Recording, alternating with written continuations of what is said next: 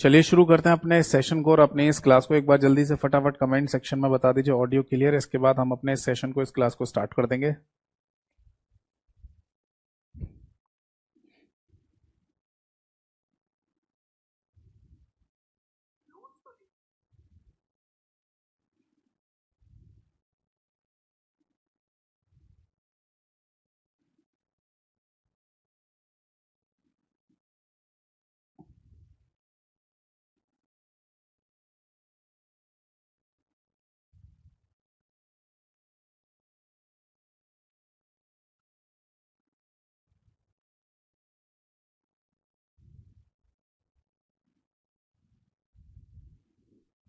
ठीक है जी, ऑडियो एकदम क्लियर है, परफेक्ट है। और शुरू करते हैं अपने सेशन को और अपने इस क्लास को। क्लास को शुरू करने से पहले केवल 1 मिनट का मैं आप सभी लोगों का समय लेना चाहूँगा। और इस 1 मिनट के समय में जो गाइडेंस मैं आपको दे रहा हूँ वो बताना ज़रूरी होता है, क्योंकि हर बार नए स्टूडेंट भी क्लास में ऐड होते हैं, तो उनको भी ये बात पता चलनी चाहिए। तो 1 मिनट का समय शुरू होता है अब। देखिए, क्लास में जितनी मैं थ्योरी करा रहा हूँ ये मोर देन सफिशिएंट है। इससे ज़्यादा थ्योरी पढ़ने की आपको आवश्यकता नहीं है। बट इस थ्योरी को ध्यान से सुनिए, इसको समझिए, और इसको लिखना है तो लिखिए, क्योंकि बिना थ्योरी को सुने, समझे और लिखे आपको एक कॉन्फिडेंस बिल्डअप नहीं हो पाएगा। तो इसलिए थ्योरी सुनना बहुत ज़रूरी होता है। बट इसके अलावा एमसीक्यू प्रैक्टिस करने से भी है ना कॉन्फिडेंस बिल्ड होता है कि हमने बहुत सारी चीज़ों को सीख लिया है, बहुत सारी चीज़ों को समझ लिया है। तो इसके लिए आप मेरे यूट्यूब चैनल पे जाओ जिसका नाम है कंप्यूटर बाय यतेंद्र सर। वहाँ पर 2 चीज़ें फॉलो करिए। एक कम्युनिटी वाले सेक्शन जिसमें मैं क्वेश्चन पोस्ट करता हूँ, आप उनके आंसर देंगे तो आपको यही फीलिंग आएगी कि हमारा एक मॉक टेस्ट हो रहा है। फिर आप चले जाओ प्लेलिस्ट वाले सेक्शन में, वहाँ आपको एक प्लेलिस्ट मिलेगी MCQ practice for all exam के नाम से, जिसमें जितनी भी क्लासेस हैं वो सारी देखनी है आपको। ठीक है, क्योंकि वहाँ केवल मैं PYQ ही प्रैक्टिस कराता हूँ। इसके अलावा अगर आप ये कहें सर हमें एमसीक्यू प्रैक्टिस की PDF फाइल दे दीजिए, तो वो आपको मेरे टेलीग्राम चैनल पर मिल जाएंगी सारी एमसीक्यू प्रैक्टिस की PDF। इवन किसी टॉपिक की या चैप्टर की PDF भी आपको चाहिए तो वो भी वहाँ पर मिल जाएगी। ठीक है, टेलीग्राम चैनल का नाम भी सेम ही है, कंप्यूटर बाय यतेंद्र सर। ठीक, अब किसी को अगर मेरा यूट्यूब और टेलीग्राम चैनल, ऑफिशियल चैनल नहीं मिल रहा हो, तो आप चाहें तो टेलीग्राम पर, चाहे व्हाट्सएप पर, किसी पर भी आप मुझे अपने बैच का नाम लिखकर मैसेज कर देना, मेरे ऑफिशियल लिंक आपके पास आ जाएंगे। ये दोनों मेरे एक ही नंबर से चलते हैं, 8448832987। 1 मिनट समाप्त हुआ। तो चलिए शुरू करते हैं आज के सेशन, आज की क्लास को। सबसे पहले नमस्कार सभी को, सभी को नमस्कार। आज की डेट डाल देता हूं मैं यहाँ, दैट इज 17 अक्टूबर 2024, यानी 17 अक्टूबर 2024 आज की तारीख है। और हमारा जो मुख्य चैप्टर चल रहा है इसका नाम है बेटा MS ऑफिस। ठीक है जी, MS ऑफिस को हिंदी में भी MS ऑफिस ही कहा जाएगा। इसका कोई हिंदी अनुवाद या हिंदी ट्रांसलेशन नहीं है। ठीक है, ज़्यादा से ज़्यादा आप इसको माइक्रोसॉफ्ट ऑफिस कह सकते हैं। और माइक्रोसॉफ्ट ऑफिस में भी जिस वर्जन या संस्करण को मैं आपको समझा रहा हूँ इसका नाम है माइक्रोसॉफ्ट 365। ठीक है, अभी फिलहाल MS वर्ड एप्लीकेशन हम डिस्कस कर रहे हैं, जिसके एग्जाम्स में क्वेश्चन अक्सर देखने को हमें मिलते हैं। इसको वर्ड प्रोसेसर कहा जाता है, वर्ड प्रोसेसर एप्लीकेशन कह दो, वर्ड प्रोसेसर प्रोग्राम भी कह सकते हैं, हिंदी में भी यही नाम है। बाकी अगर आप MS वर्ड से संबंधित हर एक क्वेश्चन का आंसर देना चाहते हैं तो आपको इसका मेन्यू बार समझना ही होगा। और मेन्यू बार के अंदर जितने भी शब्द लिखे हुए दिखाई देते हैं उनको मेन्यू या टैब कहा जाता है। इसके अंदर कौन कौन से आपको शब्द लिखे हुए दिखाई देंगे? एक तो फाइल, यानी कौन कौन से मेन्यू या टैब दिखाई देंगे, है ना। फाइल, होम, इसके बाद आता है इंसर्ट, इसके बाद दिया गया है ड्रॉ के नाम से, ड्रॉ के बाद आता है डिज़ाइन, डिज़ाइन के बाद आता है दैट इज़ लेआउट, लेआउट के बाद आता है दैट इज़ रेफरेंसेस, और रेफरेंसेस के बाद आता है मेलिंग्स, मेलिंग्स के बाद आता है रिव्यू, रिव्यू के बाद आता है व्यू, और व्यू के बाद आता है दैट इज हेल्प के नाम से। तो इतने सारे है ना मेन्यू बार में मेन्यू या टैब हमें यहाँ पर दिए गए होते हैं। ठीक है जी, इसके बाद अगर आपको इनमें से किसी भी मेन्यू या टैब की कमांड्स या टूल्स को अगर देखना है तो वो आपको नीचे एक मोटी सी वाइट कलर की पट्टी पर दिखाई देते हैं, जिसको रिबन कहते हैं। और रिबन में भी ध्यान रखना, सबसे पहले ग्रुप्स बने होते हैं। ठीक, तो हमने टोटल कितने मेन्यू या टैब को डिस्कस कर लिया? मेन्यू बार के फाइल को डिस्कस कर लिया, होम को डिस्कस कर लिया, इंसर्ट को डिस्कस कर लिया, ड्रॉ को भी डिस्कस कर लिया, डिज़ाइन को भी डिस्कस कर लिया, लेआउट को भी डिस्कस कर लिया। तो आज की क्लास में हम डिस्कस करेंगे रेफरेंसेस वाले मेन्यू या टैब को। ठीक है, इसको हम आज डिस्कस करने जा रहे हैं। तो क्लास में अभी आगे स्टार्ट करूंगा, इससे पहले एक बच्चे का कमेंट आया, सर क्वेश्चन में ऑल मार्जिन पूछा और ऑप्शन में 4 या 5 दोनों हो तो ऑल मार्जिन, तो मार्जिन में ऑल का मतलब क्या है? ऑल मार्जिन क्या चीज है? वो तो मैंने आपको बताया ना, मार्जिन के केस में कितने सारे नाम आते हैं। जैसे कि नॉर्मल मार्जिन हमारा मार्जिन है, ठीक है, नॉर्मल के नाम से है, वाइड के नाम से भी होता है, मॉडरेट के नाम से भी होता है, ठीक है, और नैरो के नाम से भी एक मार्जिन है। इसके अलावा कस्टम मार्जिन भी हो गया, ठीक है, जिसमें हम अपनी मर्जी से टॉप बॉटम लेफ्ट राइट की डायमेंशन दे सकते हैं। इसके बाद मार्जिन में गटर मार्जिन भी नाम होता है। इसके अलावा है ना मिरर मार्जिन भी नाम होता है। तो ऐसे कई सारे मार्जिन होते हैं, ठीक है, बट ऐसा कभी नहीं पूछते कि कितने मार्जिन होते हैं, 4 होते हैं, 5 होते हैं। ज़्यादा से ज़्यादा ये पूछ लेते हैं कि अगर हम मार्जिन सेट करना चाहते हैं, ठीक है, अगर हम मार्जिन सेट करना चाहते हैं तो इनमें से कौन सा मार्जिन का नाम हमें पहले से दिया गया होता है या नहीं दिया गया होता है। जैसे मान लो यहाँ पर वाइड लिखा हुआ है ना, अब मैं वाइड की जगह एक शब्द यहाँ और लिख दूं ब्रॉड। बताओ ब्रॉड के नाम से कोई मार्जिन का नाम हमें पहले से दिया गया होता है? तो आंसर है नहीं। तो यही हमारा सही आंसर हो जाएगा। जब ये क्वेश्चन पूछा जाए ना कि इनमें से कौन सा मार्जिन का नाम नहीं होता है, तो ब्रॉड वाला जो ऑप्शन पर लिखा होगा वही सही आंसर है, क्योंकि इस नाम से कोई मार्जिन नहीं होता। ठीक है, ऐसे नंबर में तो नहीं पूछते। बाकी देखो नंबर में वैसे तो नहीं पूछा जाएगा, बट फिर भी ये दोनों केसेस को अलग रखा जाता है। ये तब का केसेस है जब हमको है ना कोई बुक टाइप का कुछ बनाना हो, है ना, जिसमें हमें पेस्टिंग करनी है या स्पाइरल बाइंडिंग करनी है, उस केस में ना गटर और मिरर मार्जिन का कॉन्सेप्ट आता है। तो ये फिर अलग हो जाता है। बाकी ये नाम हो सकते हैं। तो अगर आप इनमें अगर बोल रहे हो कि 1 2 3 4 5 कितने मार्जिन होते हैं, तो फिर यहाँ पर 5 कंसीडर करेंगे, क्योंकि कस्टम मार्जिन भी तो मार्जिन ही होता है जिसमें आप अपने अनुसार अपने अकॉर्डिंग मार्जिन सेट करते हो। ठीक है, खैर ऐसा पूछते नहीं है, नंबर नहीं पूछते। बताओ ये बात समझ में आ गई? नहीं, नाम याद रखने होते हैं, नाम पूछ लेते हैं कि बताओ कौन सा मार्जिन का नाम होता है या नहीं होता है। ठीक, चलो अब आगे देखते हैं।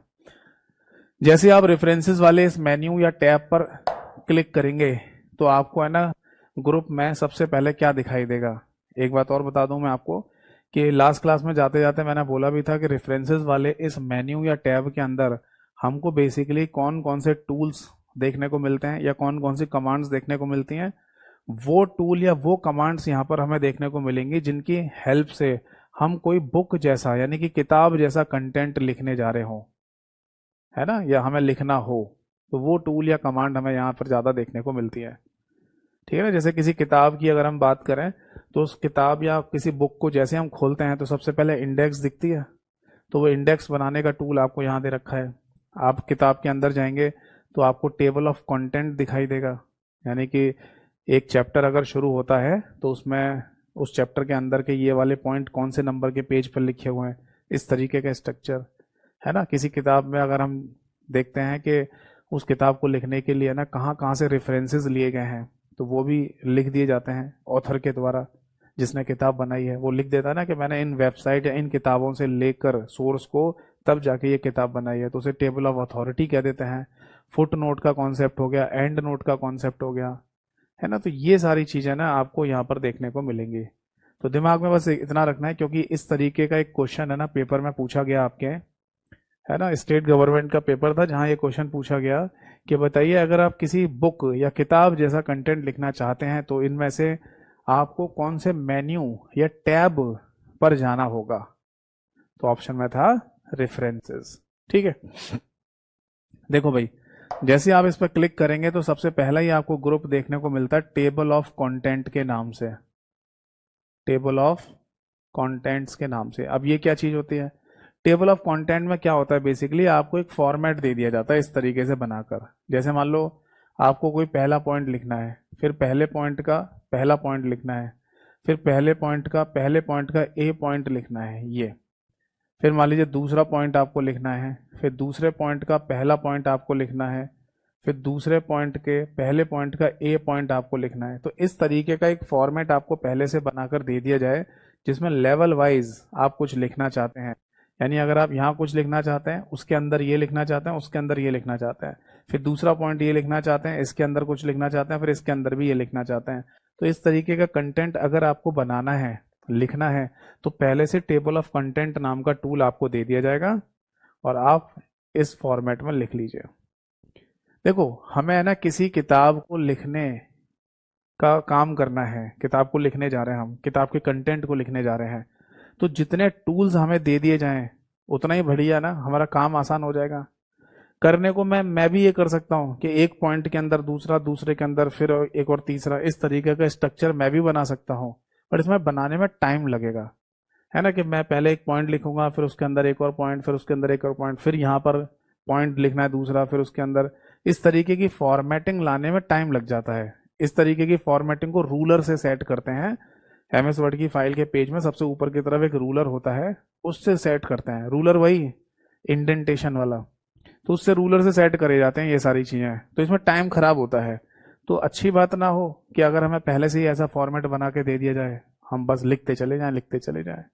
तो इसलिए टेबल ऑफ कंटेंट आपको यहाँ पर मिल जाएगा। अगर कम शब्दों में आपको लिखना है कि टेबल ऑफ कंटेंट क्या होता है, तो ऐसा बोल सकते हैं, हेरारकीकल हेरारकीकल कंटेंट को लिखने के लिए, कंटेंट को लिखने के लिए आप क्या करेंगे? टेबल ऑफ कंटेंट टूल का इस्तेमाल कर लेंगे। समझ में आई बात? हायरार्किकल का मतलब होता है लेवल वाइज। अगर आप लेवल वाइज किसी काम को कर रहे हैं, स्तर वाइज, तो उसे हायरार्किकल के नाम से भी बोल दिया जाता है। नोट कर लीजिए इसको, कोई डाउट है तो पूछिए।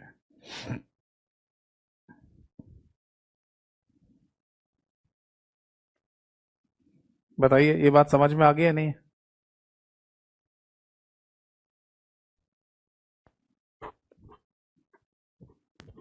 देखो, सीधी सी बात है, हमें कोई बड़ा कंटेंट लिखना है, बड़ा कोई किताब जैसा, तब इन चीज़ों की ज़रूरत पड़ेगी। अगर नॉर्मली आपको कोई कंटेंट लिखना हो, नॉर्मली कोई पैराग्राफ लिखने हैं, एक दो पेज की फाइल बनानी है, तब इन चीज़ों की क्या ज़रूरत पड़ रही है?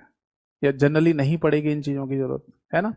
चलो, अब आगे देखते हैं। सेकंड नंबर पर आपको एक और यहाँ ग्रुप देखने को मिलता है, जिस पर आपको फुटनोट और एंड नोट, ये दो दो टूल मिल जाएंगे। वैसे आपको बता दूं, ग्रुप का नाम तो फुटनोट ही होता है, ठीक है, ग्रुप का नाम तो फुटनोट ही होगा, बट इसके अंदर जो टूल मिलेंगे आपको, वो फुटनोट और एंड नोट के नाम से होता है। तो ऐसे लिख लो, एक तो टूल है फुटनोट और दूसरा टूल होता है एंड नोट। क्या इनकी अपनी कोई शॉर्टकट की भी होती है? पहले शॉर्टकट की लिख लो, फिर इनके बारे में समझाता हूँ।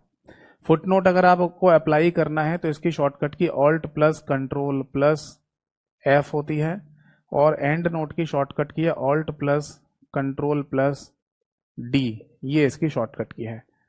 अब पहले फुटनोट को समझते हैं, तो ठीक है, इसके बारे में समझते हैं, फिर एंड नोट की तरफ जाएंगे। सपोज दैट कि ये है ना आपकी एमएस वर्ड की फाइल का कोई पेज है, ठीक। अब यहां पर मैंने आपको बताया था कि ऊपर की साइड में हेडर और नीचे की साइड में फूटर होता है, और ये हेडर और फूटर नाम का टूल आपको मिलता है इंसर्ट वाले मेन्यू या टैब के अंदर। जब आपसे पूछा जाएगा कि बताओ हेडर फूटर नाम का टूल आपको कहां पर मिलेगा, कौन से टैब के अंदर मिलेगा, तो इसका सही आंसर है इंसर्ट वाले टैब के अंदर आपको हेडर फूटर नाम का टूल मिल जाता है, ठीक है। तो फूटर और फुटनोट, इन दोनों में कोई अंतर होता है? हाँ, अंतर होता है। पहली बात तो, फूटर ये जो लिखा हुआ है, फूटर, ये हमेशा हेडर के साथ में आता है। मतलब जब आप हेडर को अप्लाई करेंगे, उसी के साथ में फूटर अप्लाई होता है। और हेडर फूटर की कंडीशन भी मैंने आपको लिखवाई थी, और जो मोस्ट इंपॉर्टेंट कंडीशन है वो यही है कि हेडर फूटर हर एक पेज पर रिपीटिव कंटेंट होते हैं। जैसे 10 पेज की अगर आपकी फाइल है एमएस वर्ड की, तो हर एक पेज पर हेडर फूटर सेम ही आपको देखने को मिलेगा। ये एक कॉमन कंडीशन है मतलब। बाकी दो कंडीशन और भी लिखवाई थी, इवन और ऑड पेजेस वाला हेडर फुटर, और एक तीसरी कंडीशन और लिखवाई थी, और वो थी फर्स्ट पेज और रिमेनिंग पेज वाला हेडर फुटर। तीन कंडीशन थी ना हेडर फुटर में। एक तो हर एक पेज पर हेडर फुटर का सेम रिपीट होना, दूसरी कंडीशन थी कि इवन और ऑड यानी सम और विषम संख्याओं वाले पेजेस पर हेडर फुटर अलग होना, और तीसरी थी पहला पेज और बाकी सारे पेज पे हेडर फुटर अलग होना, पहले पेज पे अलग और बाकी सारे पेज पर सेम हेडर फुटर का आना। ये तीन कंडीशन लिखवाई थी आपको मैंने इंसर्ट वाले मेन्यू के अंदर। तो पहली बात तो ये समझ दिमाग में रखना कि फूटर जो है ना वो हमेशा हेडर के साथ आता है, ठीक। अब फूटर और फुटनोट दोनों ही बॉटम ऑफ द पेज में ही अप्लाई होते हैं, बट फुटनोट ये फूटर के ऊपर होता है। यहां पर किसी भी पेज में फुटनोट फूटर के ऊपर वाली जगह होती है, और ये जो आपका वर्किंग एरिया ना, जैसे सपोज दैट यहां आप टाइपिंग कर रहे हैं, इसी में सबसे लास्ट में एक जगह दी जाएगी जिसको फुटनोट के नाम से बोल दिया जाता है। समझ में आई बात है नहीं? तो सिंपल सी बात दिमाग में ये रखनी है कि फुटनोट है ना बॉटम ऑफ द पेज में ही होता है, बट फूटर से ऊपर वाली जगह, फूटर से ऊपर होता है, ठीक है। और ऐसा भी कह सकते हैं कि जो आपका वर्किंग एरिया है जहां आप काम कर रहे हैं, उसमें सबसे लास्ट में, वर्किंग एरिया में सबसे लास्ट में फुटनोट लिखने का ऑप्शन आपको दिया जाता है। बट बात यह आती है कि ये फुटनोट हम लिख क्यों रहे हैं, फुटनोट में क्या लिखेंगे। तो देखो सपोज दैट कि जब मैं ना टाइपिंग कर रहा था तो मैंने एक शब्द लिखा बीच में पीएम। अब पीएम का फुल फॉर्म है प्राइम मिनिस्टर। अब मैं यहां पर नहीं लिखना चाहता कि पीएम का मतलब क्या है, प्राइम मिनिस्टर, या उनका नाम नहीं लिखना चाहता। तो मैं चाहता हूं कि ना ये पीएम शब्द को मैं इलेबोरेट करूं, इसके बारे में समझाऊंगा नीचे फुटनोट में। तो अब मैं यहां पर है ना फुटनोट में, यानी कि इसे मैं छोटा लिख देता हूं, एफएन लिख देता हूं, एफएन का मतलब फुटनोट। तो यहां इस फुटनोट वाली जगह में मैं लिखूंगा पीएम, और इसके आगे लिख दूंगा कि पीएम का मतलब प्राइम मिनिस्टर होता है, और 2014 से लेकर 2024 तक अभी current prime minister Narendra Modi साहब हैं। तो ये पूरी लाइन मैंने अगर यहां लिख दी है फुटनोट में, तो इससे क्या होगा कि जब कोई है ना मेरे इस पैराग्राफ को पढ़ेगा इस फाइल के, और जैसे ही उसे पीएम शब्द दिखाई देगा और वो समझ नहीं पा रहा है ये पीएम का मतलब क्या है, तो वो नीचे फुटनोट में पढ़ लेगा कि पीएम का मतलब प्राइम मिनिस्टर है। समझ में आया नहीं? ऐसे कई सारे ऑथर यानी कि जो किताब लिखने वाले लोग होते हैं वो ऐसा करते हैं। आपने भी शायद किसी ना किसी किताब में ऐसा लिखा हुआ जरूर देखा होगा अभी तक। जितने भी लोगों ने देखा एक बार कमेंट सेक्शन में यस लिखकर बताइए। कभी किसी बुक में आपने देखा है कि किसी पैराग्राफ में कोई शब्द लिखा हो, उसको हाईलाइट कर दिया हो, बोल्ड कर दिया हो, और उसका एक्सप्लेनेशन उस पेज में नीचे की तरफ लिख देते हैं। तो अगर ऐसा कहीं दिखाई दे रहा है तो इसी को फुटनोट के नाम से बोला जाएगा। समझ में आ गई बात? अब एक क्वेश्चन और याद करेंगे यहाँ पर, क्या फुटनोट हर एक पेज पर रिपीटिव कंटेंट होता है? यानी कि जो फुटनोट आप पेज नंबर 1 पे अगर डाल रहे हैं तो यही फुटनोट अपने आप पेज नंबर 2 पर भी चला जाएगा? नहीं, हर एक पेज पर फुटनोट आप अलग अलग डाल सकते हैं, अलग अलग लिख सकते हैं, ये अपने आप से रिपीट नहीं होगा। तो बस फुटनोट पर यही 2-4 क्वेश्चन बनते हैं। एक बार मैं फिर से रिवाइज करा रहा हूं, कोई डाउट है तो पूछ लेना। सबसे पहली बात, फुटनोट कहां होता है? हर एक पेज में बॉटम एरिया में नीचे की तरफ, बट फूटर वाली जगह से ऊपर, ठीक है। दूसरी बात ध्यान रखना, फुटनोट रिपीटिव कंटेंट नहीं होता है, हर एक पेज पर अपने आप से रिपीट नहीं होगा, जबकि फूटर हर एक पेज पर रिपीटिव कंटेंट हो सकता है, और फूटर हमेशा हेडर के साथ आता है, ठीक है जी। और फुटनोट अगर आप डालते हैं तो इसकी अपनी एक शॉर्टकट की भी है, that is alt plus control plus F. यानी कीबोर्ड से आप ऑल्ट दबाइए, फिर कंट्रोल दबाइए, फिर एफ दबा दीजिए। ये तीनों दबाने के बाद अपने आप ये ना आपका जो कर्सर है, यानी जो आपकी पोजीशन दर्शाता है, वो अपने आप यहीं आ जाएगा फुटनोट में। बस आप कीबोर्ड से टाइप करो, लिख दो जो भी फुटनोट में लिखना है आपको। बताओ जी, बात समझ में आ गई या नहीं? ठीक है। अब इसके बाद है ना एक और टूल होता है जिसे हम बोलते हैं एंड नोट। ये क्या होता है? देखो एंड नोट बेसिकली काम करता है, जैसे सपोज दैट कि आपकी एमएस वर्ड की फाइल में ना आपने टोटल मान लो 10 पेजेस बनाए हैं, 10 पेज पर आपने कंटेंट लिखा है, तो पेज नंबर 1, पेज नंबर 2, और इस तरीके से ये पेज नंबर 10 आपको यहां पर दिखाई दे रहा है ना। आपने पूरा का पूरा कंटेंट लिखा हुआ है, बस 10वें वाले पेज पर आपने शायद 2 ही लाइनें लिखी थी, और इसके बाद आपका पूरा कंटेंट समाप्त हो गया। अब आप कुछ नहीं लिखना चाहते, पूरी फाइल हमारी 10 पेज की बन गई है, ठीक। बट अब आप है ना लास्ट में कुछ नोट लिखना चाहते हैं, लास्ट में जैसे दी एंड, ऐसा कुछ लिखना चाहते हैं, तो जैसे ही आप है ना alt plus control plus D दबाएंगे, या फिर इस एंड नोट नाम के टूल पर क्लिक करेंगे तो ऑटोमेटिकली आपका जहां टेक्स्ट खत्म हुआ है वहीं पर ऑप्शन आ जाता है एंड नोट को लिखने का। ई एन का मतलब हो गया एंड नोट, यहीं पर आप जो लिखना चाहें आप लिख दो। अब जैसे मान लो आप दी एंड लिखना चाहते हैं, यानी कि यहां तक सारा कंटेंट मैंने लिख दिया द दी एंड, तो दी एंड लिख दो। यहां पर नीचे की जगह अभी भी खाली बची हुई है, बट ये जो एंड नोट है ये आपके कंटेंट के लास्ट लाइन के बाद में लिखा जाएगा, जस्ट बाद में। इसका एक प्रैक्टिकल एग्जांपल बताऊं। हम है ना जब अपने स्कूल या कॉलेज में पढ़ा करते थे और हमारा जब एग्जाम होता था, हमें एग्जाम के टाइम पर जो आंसर शीट दी जाती थी आंसर लिखने के लिए, तो सपोज दैट कि वो 40 पेजेस की शीट थी, 40 पेजेस जिसमें हमें अपने आंसर लिखने होते थे। तो हमने मान लो सपोज दैट के 40 पेज की उस शीट में 30 यानी 30 पेजेस पर ही अपने आंसर लिखे, केवल 30 पेजेस पे ही लिख दिया सारा कुछ। तो अब टीचर है ना जब कॉपी चेक करेगा आपकी नो आंसर शीट चेक करेगा, तो ऐसा ना हो कि 30 पेजेस के बाद भी वो पलट पलट के देख रहा है, पलट पलट के देख रहा है, आगे के खाली पेजेस पड़े हुए हैं। तो आप उसकी ये मेहनत बचाने के लिए लिख देते थे दी एंड। टोटल 40 पेज की फाइल में 30 पेज तक आपने अपने आंसर लिखे, तो 30 पेज में या 30th पेज यानी 30वें नंबर के पेज पर जहां आपने लास्ट लाइन लिखी होगी वहीं लिख देते ना दी एंड। ऐसे कई सारे लोग करते हैं, जरूर नहीं सभी करें, कुछ लोग कर देते हैं दी एंड, ताकि जब कोई एग्जामिनर जब कोई कॉपी चेक करने वाला व्यक्ति आपकी कॉपी चेक करेगा तो उसको ये लग जाए कि इस बच्चे ने यहीं तक लिखा है, इसके आगे पेज पलटने की जरूरत नहीं है। बताइए कमेंट सेक्शन में कितने लोगों ने ऐसा किया था जब आप स्कूल कॉलेज में थे। मैंने तो किया था, मैं तो कर देता था कि फाइनली जितने भी पेजेस की शीट मेरे को मिली है उसमें लास्ट मेरा जो आंसर है उसके लास्ट में दी एंड लिख देता था, ताकि जो मेरी कॉपी को चेक करेगा उसको लग जाएगा इसके आगे मैंने कुछ नहीं लिखा। ठीक है। कुछ लोग थोड़ा सा और हेल्प कर देते हैं टीचर की, वो क्या करते हैं हर एक पेज के नीचे पीटीओ लिख देते हैं, प्लीज टर्न ओवर, यानी कृपया आगे देखें, ताकि जो कॉपी चेक करने वाला टीचर है कहीं उससे आगे के पेजेस छूट ना जाए, यानी गलती से भी उसे ये ना लगे कि बस यहीं तक लिखा होगा बच्चे ने, आगे नहीं लिखा। तो कुछ बच्चे ना पेज के नीचे लिख देते पीटीओ प्लीज टर्न ओवर, कृपया पन्ना पलटें। वो इसलिए लिख दिया जाता है ताकि आगे भी आप देखो कि आप बच्चों ने आंसर लिखे हैं। ठीक है, उस नोटबुक में, उस आंसर शीट में कह दो, कॉपी में कह दो। यस और नो? यस। तो सिंपल सा ये ध्यान रखना है कि फुटनोट और एंड नोट में डिफरेंस क्या है।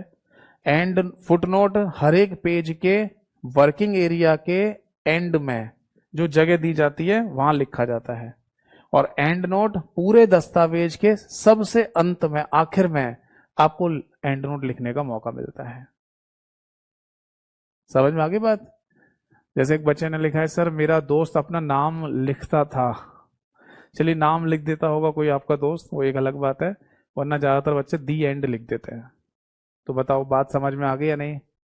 आई होप सो कि यहाँ तक की कहानी है ना आप सभी लोगों को समझ में आ गई होगी। ठीक है, इनकी शॉर्टकट की भी याद रखना और इनकी पोजीशन क्या होती है ये भी याद रखना। ठीक है, चलो इसके बाद तीसरे नंबर पर यहाँ जो ग्रुप हमें दिया गया है उस पर लिखा आता है रिसर्च।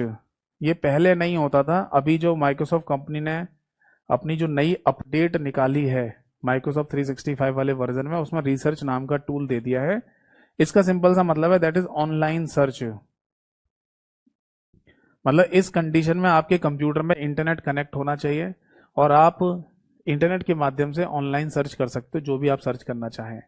एक तरीके से जैसे गूगल पे सर्च नहीं करते, मान लो आप कुछ लिख रहे हैं और उस समय आपको कुछ है ना दिमाग में आए कि यार इसके बारे में तो मेरे को नहीं पता, आपने कोई शब्द लिखा और उसके बारे में आपको नहीं पता, आप जानना चाहते हैं, तो आप फिर गूगल खोलेंगे, गूगल पे लिखेंगे वो शब्द, फिर सर्च करेंगे उसके बारे में, पढ़ेंगे, तब आपको जानकारी मिलेगी। तो आप अगर एम एस वर्ड की फाइल पे काम कर रहे हो और इसी तरीके की सर्चिंग आपको करनी है इंटरनेट के माध्यम से, तो जरूरी है कि गूगल पे ही जाना पड़े? नहीं, अब आप यहीं पे भी कर सकते हैं। इस रिसर्च वाले ग्रुप के अंदर ऑनलाइन सर्च का एक टूल आएगा जिसपे जैसे ही आप क्लिक करेंगे तो आपको ऑनलाइन सर्च करने का ऑप्शन दे दिया जाएगा। अब आप जो भी सर्च करना चाहें वो आप यहाँ पर सर्च कर सकते हैं। चलिए अब आगे देखिए। इसके बाद है ना आगे हमें एक और ग्रुप देखने को मिलता है जिसका नाम है citation and bibliography. 4th number पे लिखिए, साइटेशन एंड बिब्लियोग्राफी। ये हमें यहाँ पर ग्रुप मिलेगा। इस साइटेशन और बिब्लियोग्राफी नाम के ग्रुप के अंदर इन्हीं नाम से टूल दे रखा है, साइटेशन के नाम से और बिब्लियोग्राफी के नाम से। ये क्या है? देखो, साइटेशन को बेसिकली कहा जाता है प्रशंसा पत्र, हिंदी में इसका मीनिंग होता है प्रशंसा पत्र, और बिब्लियोग्राफी को हिंदी में कहा जाता है ग्रंथ। ठीक है, तो ये बेसिकली फॉर्मेट होता है। यानी अगर आपको किसी को अप्रिसिएशन लेटर लिखना है, किसी को प्रशंसा पत्र आपको अगर लिखकर भेजना है, तो उसका फॉर्मेट आपको यहां से मिल जाएगा। जैसे ही साइटेशन पे क्लिक करेंगे पूरा फॉर्मेट खुल के आ जाता है, और आप उसमें जो भी लिखना चाहें लिख दीजिए, अपने दोस्त के बारे में, अपने जानने वाले के बारे में, कि भैया मैं तुम्हारी तारीफ कर रहा हूँ, तुमने ये बहुत बढ़िया काम किया है। तो एक साइटेशन फॉर्मेट खुल के आ जाती है, बस आपको टाइपिंग करनी होती है।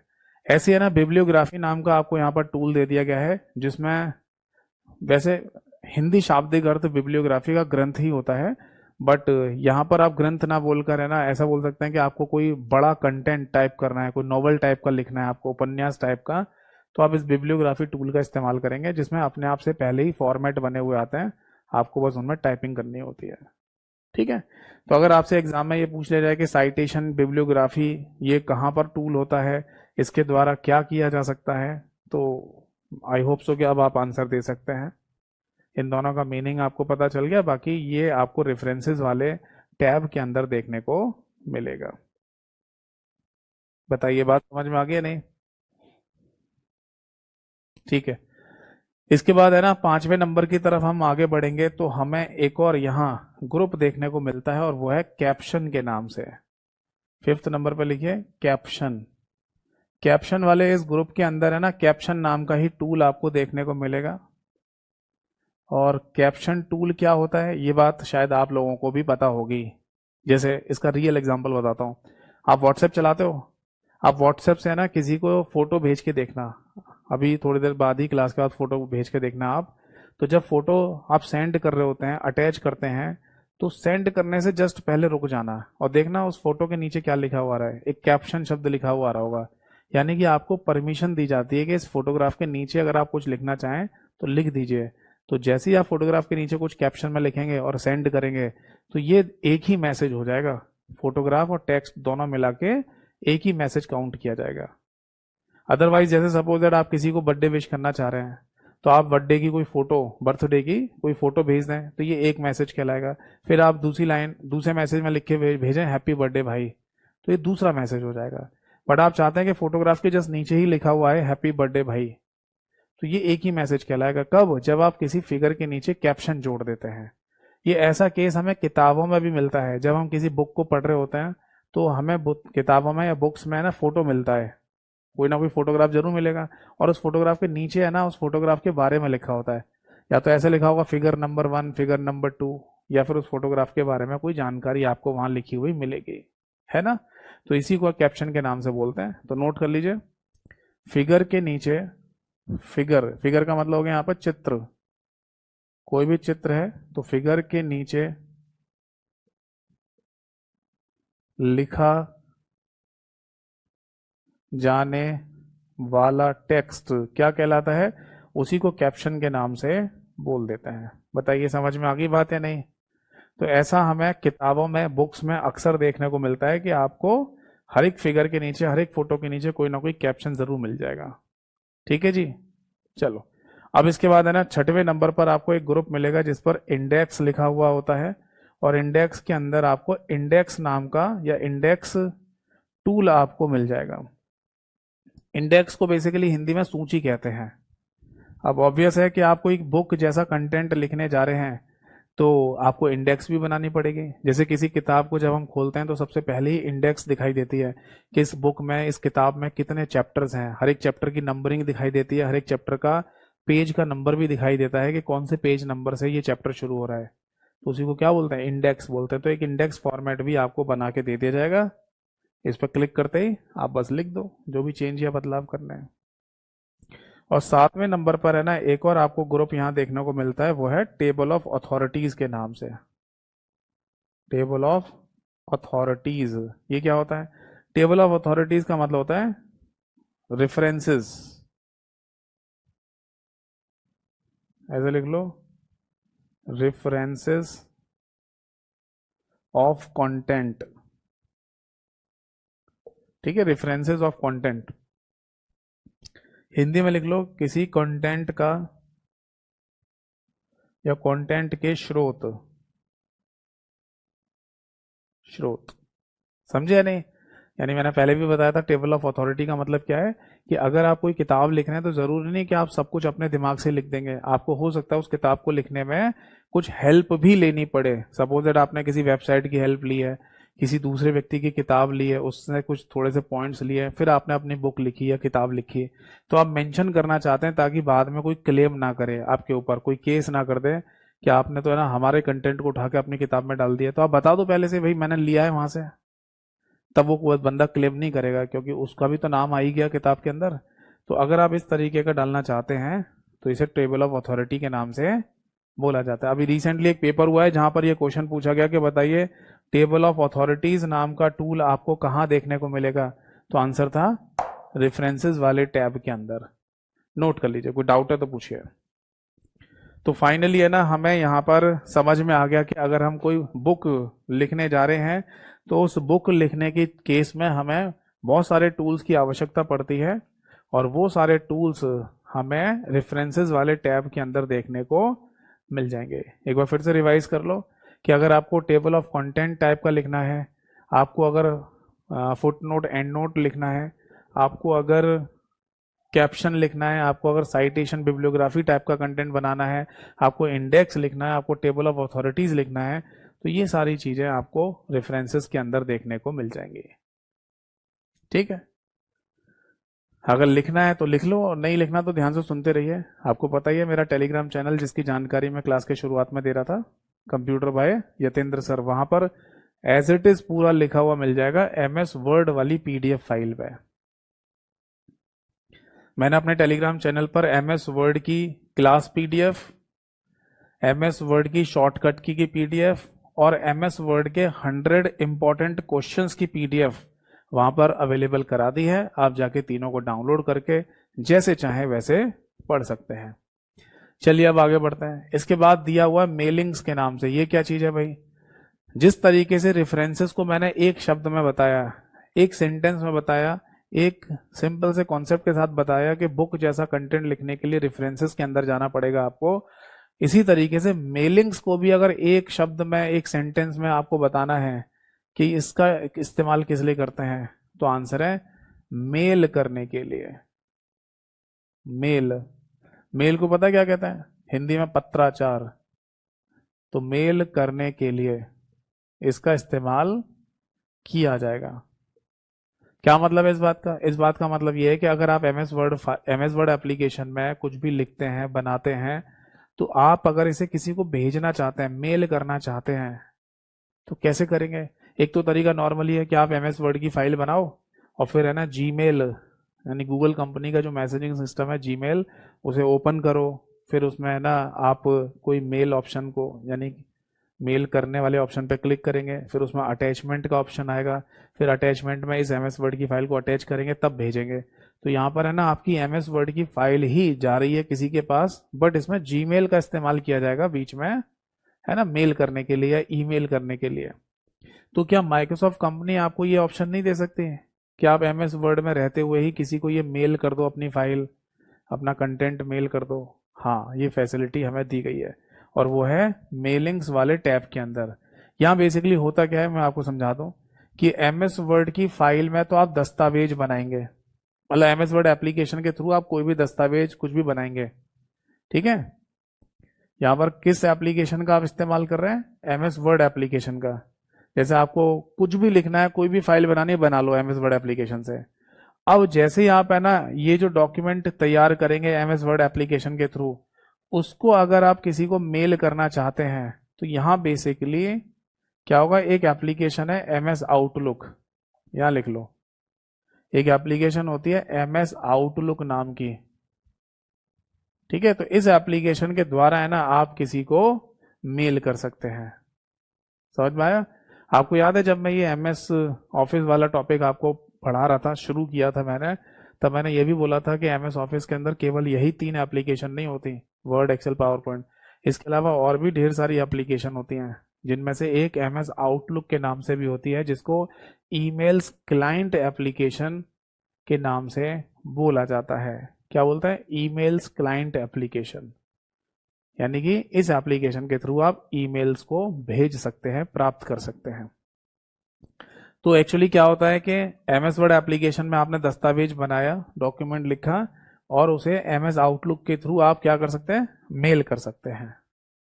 ठीक है, तो ये इनबिल्ट काम करती है एप्लीकेशन। ऐसा नहीं है कि आपको एमएस आउटलुक को खोलना पड़ेगा तब जाके आप किसी को मेल कर पाएंगे। आप है ना यहीं से ये ना मेल कर सकते हो किसी को। बट अलग से अगर एमएस आउटलुक नाम की एप्लीकेशन का आप इस्तेमाल करना चाहते हैं तो अलग से भी हो जाता है। अलग से आप एमएस आउटलुक नाम की एप्लीकेशन को ओपन करके यूज करना चाहते हैं तो वो भी हो जाता है। बट यहां पर आपको एमएस आउटलुक खोलने की जरूरत नहीं पड़ती, यहीं से आप इंटरनली भेज सकते हैं, किसी को मेल कर सकते हैं। मेरा कहने का मतलब यह है, इस बात को ऐसे समझ लो, मैं फिर से एक बात रिवाइज करा देता हूं आपको। आपको याद है फाइल के अंदर मैंने एक टूल बताया था आपको, ट्रांसफॉर्म के नाम से, ट्रांसफॉर्म के नाम से एक टूल था। और इसमें क्या होता है कि अगर आप एमएस वर्ड की फाइल बनाते हैं तो ये फाइल है ना क्या हो जाएगी, एक वेब पेज में कन्वर्ट हो जाती है, एक वेब पेज जैसा बन के आ जाएगी एमएस वर्ड की फाइल। तो यहाँ पर ट्रांसफॉर्म नाम का जो टूल दिया गया है, इसमें यहाँ ट्रांसफॉर्म नाम के टूल में बेसिकली एक एप्लीकेशन जुड़ी हुई है, और उसका नाम क्या था, एमएस वे, SWAY नाम की एप्लीकेशन। समझ में आया? यानी कि इंटरनली, आंतरिक रूप से एमएस वे नाम की एप्लीकेशन काम कर रही है, जो आपकी एमएस वर्ड की फाइल को वेब पेज में कन्वर्ट कर देती है। तो इसके लिए क्या टूल दे दिया आपको, ट्रांसफॉर्म के नाम से। उसी तरीके से ये समझ लो कि अगर आप एमएस वर्ड की फाइल में कोई दस्तावेज लिखते हैं, बनाते हैं, और आप है ना उसे क्या करना चाहते हैं, आप उसे किसी को भेजना चाहते हैं, मेल करना चाहते हैं, तो इसके लिए ना आपको ये मेलिंग्स वाले टूल्स का इस्तेमाल करना पड़ेगा। मतलब टैब के अंदर जितने भी टूल्स हैं उनका इस्तेमाल करना पड़ेगा। तो इसमें बेसिकली एमएस आउटलुक नाम की एप्लीकेशन इनबिल्ट तरीके से काम कर रही होती है बीच में। अब बताओ बात समझ में आई या नहीं? हमारा जो मुख्य उद्देश्य है वो तो यही है, एमएस वर्ड की फाइल को वेब पेज बनाना। बट बीच में कौन काम कर रहा है, एमएस वे। ऐसी हमारी एमएस वर्ड की फाइल को आपको क्या करना है, मेल करना है, किसी को भेजना है, तो बीच में कौन सी एप्लीकेशन काम कर रही है, एमएस आउटलुक नाम की एप्लीकेशन काम कर रही होती है। बताओ बात समझ में आ गई या नहीं? चलो अब आगे देखते हैं, इसके अंदर कौन कौन से ग्रुप हमें देखने को मिलेंगे और कौन कौन से टूल मिलते हैं, इस पर चर्चा करते हैं। ठीक है, चलो देखिए, जैसे आप मेलिंग्स वाले इस टैब पर क्लिक करेंगे तो आपको सबसे पहला ही ग्रुप यहां देखने को मिलेगा, वो है क्रिएट के नाम से। क्रिएट के अंदर है ना आपको बेसिकली दो टूल दिए जाते हैं, और वो दोनों टूल का नाम है एनवलप और लेबल नाम के। ये क्या चीज है, एनवलप का मतलब यहाँ पर लिफाफा ही होता है। एनवलप का मतलब यहाँ पर लिफाफा ही होता है। जैसे कि आप किसी को पत्र लिखकर जब भेजते थे पहले, शायद आपने नहीं भेजा हो, बट पता तो होगा ही कि पहले पत्राचार कैसे होता था। आपने मान लो कागज पे कोई लेटर लिखा, फिर आप एक एनवलप लेके आएंगे, उसमें डाल देंगे और उसको चिपका दिया जाता था, और फिर पोस्ट ऑफिस यानी कि डाक विभाग के द्वारा उस लेटर को आपके किसी गंतव्य स्थान तक पहुंचाया जाता था, डेस्टिनेशन तक, है ना। फिर वहां वो व्यक्ति उस एनवलप को फाड़ता था, फिर अंदर से लेटर निकालता था और पढ़ लेता था। इस तरीके से पत्राचार पहले हुआ करता था। तो उसी तरीके का है ना कॉन्सेप्ट आपको यहाँ पर दे रखा है एमएस वर्ड के अंदर। मान लो अगर आप अपनी एमएस वर्ड की फाइल को किसी को भेजना चाहते हैं, अब एमएस वर्ड की फाइल नॉर्मल कोई फाइल नहीं है, वो एक लेटर जैसा है। जैसे आप साइटेशन लिखना चाहते हैं, अभी बताया था रेफरेंसेस के अंदर एक साइटेशन नाम का टूल है, तो आपने मान लो किसी को प्रशंसा पत्र लिखा, अब उस प्रशंसा पत्र के साथ है ना आप इस एनवलप को ऐड कर देंगे, एक लिफाफे को। तो आपकी जब फाइल किसी के पास जाएगी, जब आप किसी को ये मेल करेंगे, तो उसको सबसे पहला फॉर्मेट आपको एक उसको लिफाफे जैसा ही दिखाई देगा। जब वो लिफाफे में क्लिक करेगा तब जाके आपका वो लेटर फॉर्मेट दिखाई देगा। मतलब कहने का मतलब वही है कि जैसे हम पहले पत्राचार किया करते थे एनवलप लेटर का, वही चीज आपको डिजिटल फॉर्म में दिखाई जा रही है, बस कंप्यूटर की स्क्रीन पर दिखाई जा रही है। ठीक है, इसीलिए लिफाफा यानी एनवलप नाम का टूल दे रखा है कि इसको क्रिएट करना चाहते हैं तो कर सकते हैं। लेबल क्या होता है, लेबल का मतलब चिट जैसा। जैसे सपोज दैट क्या है ना, आप किसी एनवलप पर है ना कोई लिफाफा है, उस पर एक चिट चिपका दो यहाँ पर, एक चिट टाइप की जिसमें आप लिख दो अपना नाम यतेंद्र निगम ऐसे करके और अपना एड्रेस वेड्रेस लिख दो। तो ये जो चिट टाइप की चिपकाई है ना आपने, इसी को यहाँ पर लेबल के नाम से बोल दिया जाता है। तो आप अगर लेबल क्रिएट करना चाहते हैं तो ये भी कर सकते हैं। ये बिल्कुल वैसे ही समझ लो टूल, जैसे है ना आपकी नोटबुक नहीं होती थी, कॉपियां जिसमें आप नोट्स बनाते थे, उसके ऊपर आप एक कवर चढ़ाते थे और कवर के ऊपर एक चिट नहीं लगाते थे, मिक्की माउस कार्टून टाइप की चिट आती थी कि आपकी ये बुक किस स्टैंडर्ड की है, किस सब्जेक्ट की है, आपका नाम क्या, वो लिख लेते थे। उसी टाइप का एक फॉर्मेट है कि अगर आप लेबल बनाना चाहते हैं तो लेबल बना सकते हैं। ठीक। इसके बाद है ना सेकंड नंबर पर आपको एक और यहाँ ग्रुप देखने को मिलेगा जिस पर लिखा आता है start mail merge. Start mail merge के नाम से। अब स्टार्ट मेल मर्ज के अंदर बेसिकली आपको दो टूल मिलते हैं। एक तो मेल मर्ज के नाम से ही मिलेगा, या स्टार्ट मेल मर्ज ही लिखा आता है, और एक लिखा आता है select recipient. Select recipient. Recipient को है ना बेसिकली कहते हैं प्राप्तकर्ता की सूची। प्राप्तकर्ता की सूची यानी कि आप है ना जितने भी लोगों को ये ईमेल भेजना चाहते हैं उनकी पहले से सूची तैयार करके रख लो, उनकी ईमेल आईडी वगैरह को आप पहले से लिख के रख लो, ताकि जब आप किसी को ये ईमेल वगैरह भेजेंगे तो उस समय आपको ये चीजें लिखनी ना पड़े। तो आप रेसिपिएंट की लिस्ट पहले से तैयार करके रख सकते हैं। ठीक है, नोट कर लीजिए इसको।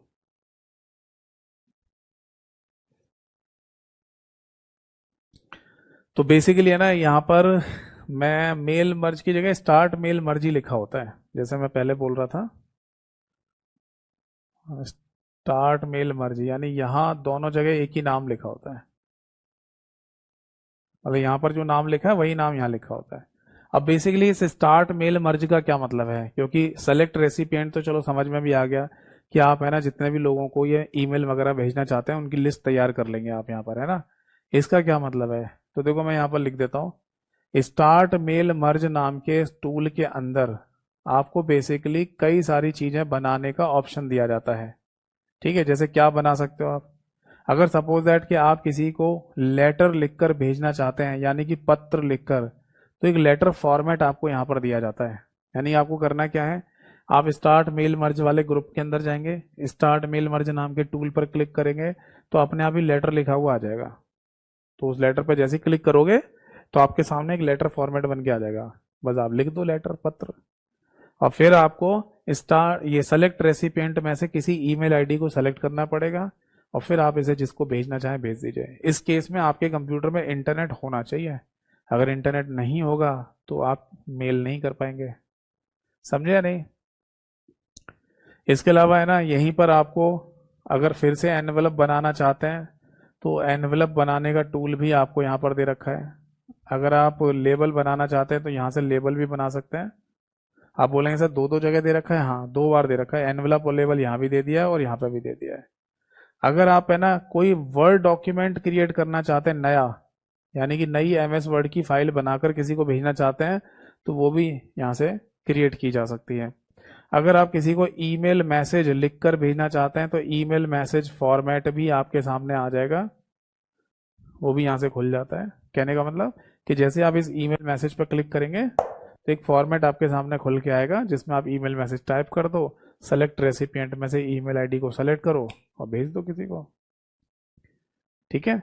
और अगर मान लीजिए आप कोई डायरेक्टरी टाइप की, अगर आप कोई डायरेक्टरी टाइप की बनाकर भेजना चाहते हैं तो वो भी भेज सकते हैं। तो इतने ऑप्शन है ना आपको स्टार्ट मेल मर्ज के अंदर दिए गए होते हैं। नोट कर लीजिए, कोई डाउट है तो पूछिए,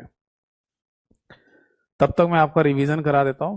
देखो सिंपल सी बात हमें यहां समझ में आ रही है कि पहले तो हमें कुछ लिखने के टूल दिए जाएं, हम लिख लें और फिर उसको है ना हम किसी को मेल कर दें, किसी को भेज दें। इतनी सी कहानी है। तो हमें क्या क्या चीजें लिखने की परमिशन मिल रही है, लेटर, एनवेलप बनाने की, लेबल बनाने की, वर्ड डॉक्यूमेंट लिखने की, ईमेल मैसेज लिखने की, और कोई डायरेक्टरी टाइप की बनाने की परमिशन मिल रही है। डायरेक्टरी समझ गए। डायरेक्टरी का मतलब ऐसे ही समझ लो जैसे पुराने समय में टेलीफोन डायरेक्टरीज नहीं आती थी, जब बीएसएनएल के लैंडलाइन फोन होते थे तो बीएसएनएल वालों की तरफ से एक डायरेक्टरी दे दी जाती थी किताब टाइप की, जिसमें हर एक व्यक्ति का नाम और उसका फ़ोन नंबर लिखा होता था। पूरे शहर के व्यक्तियों के पास, जिनके पास लैंडलाइन फ़ोन है, उनके नाम और उनके फ़ोन नंबर लिखे होते थे, है ना। तो इसी तरीके की कोई डायरेक्टरी बनानी है तो आप बना सकते हो। बताइए, क्लियर है? चलो अब आगे देखिए।